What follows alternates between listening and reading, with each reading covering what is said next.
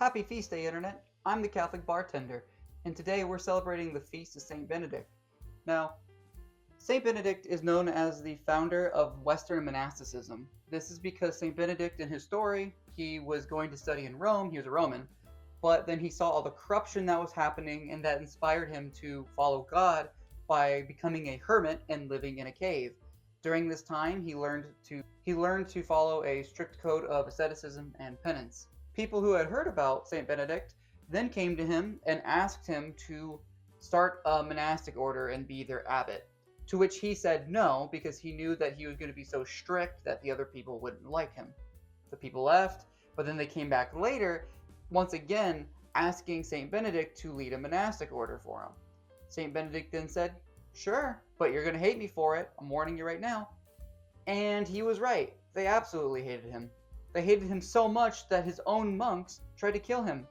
Twice. But that's the story of the Benedictine order, and now St. Benedict is known as the founder of Western monasticism. And many religious orders, not just the Benedictines, but many religious orders today still follow his code of asceticism. And many other monastics, even if they're not necessarily Benedictines, still look to him as an inspiration for penance and how to live out such a impoverished life. So the cocktail's name for today is the Ora et Labora, and you're going to start off with a highball glass. Second thing you're going to do is you're going to want to fill this highball glass with crushed ice. Now the reason why we use crushed ice is because one of the stories with St. Benedict is that when his own monks tried to kill him, they tried poisoning him twice. First time was bread, in which case when St. Benedict blessed the bread, a raven came in and took the bread.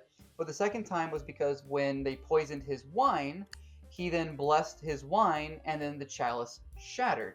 So the crushed ice represents the chalice being shattered, so you know that this is a safe drink.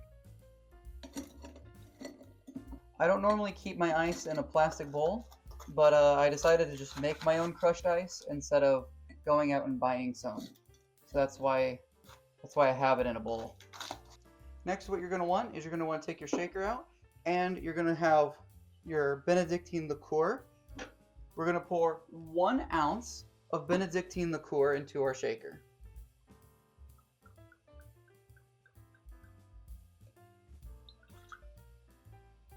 Next, upon theory crafting, I actually found chocolate liqueur to go very, very well with this drink. Plus, it does kind of help give a darker color to this drink to help illustrate the habits that Benedictine monks wear. So, you're going to pour 0.75 ounces of chocolate liqueur.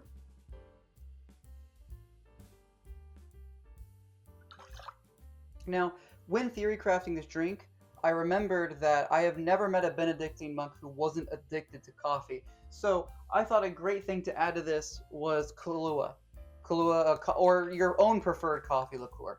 So we're going to go with 0.75 ounces of coffee liqueur. Once you've put your coffee liqueur in, next what you're going to do is you're going to take more ice, you're going to add it to your shaker, and we're going to give it a shake.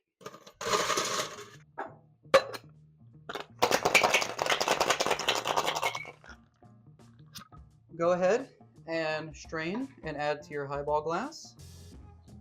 Once you've added, then what we're going to do, you're going to take some Coca-Cola and you're going to top it off. Next, what you're going to do, just to help, of course, even everything out, take a big bar stool, mix it, move the Coke flavor down a little, then you're going to take 2 straws. There you have it, the Ora et Labora.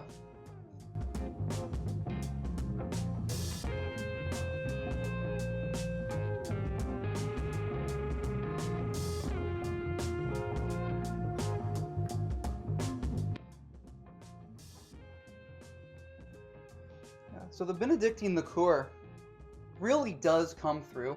I found when I was trying to make this cocktail that there's really nothing you can add that doesn't make that punch through.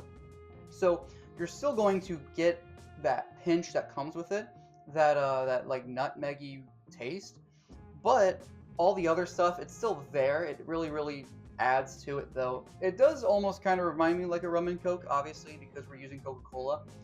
But this doesn't feel like an actual like a college drink or like a low class drink. This does feel like something that is very sophisticated even, which is weird to say because I'm using like half of it's Coca-Cola, right? I accidentally dropped my straws in the drink. Oh well. Anyways, thank you very much for watching and happy feast day.